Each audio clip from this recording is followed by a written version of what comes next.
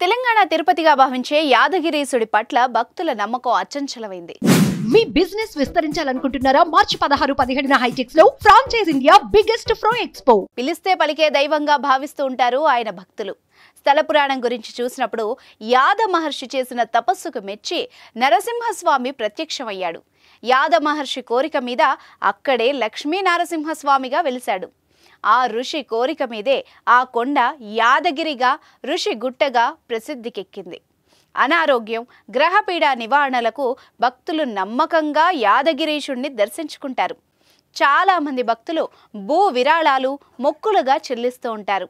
హైదరాబాద్ చైతన్యపురికి చెందిన దంపతులు శారద, హనుమంతరావులు కూడా తమ 3 కోట్ల విలువైన భవనాన్ని యాదగిరిగుట్ట ఆలయానికి విరాళంగా ఇచ్చారు.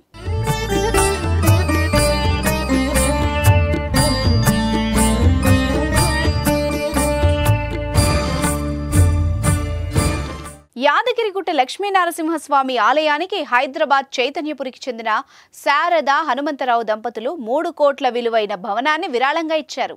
చైతన్యపురిలో హనుమంతరావుకు 200 గజాల్లో 2 అంతస్తుల భవనం ఉంది. ఆయన ఇంజనీర్గా పనిచేసి రిటైర్ అయ్యారు. ఆయన 2 కుమారులు సాఫ్ట్వేర్ రంగంలో స్థిరపడ్డారు. ఒకరు అమెరికాలో, మరొకరు హైదరాబాద్లో ఉంటున్నారు.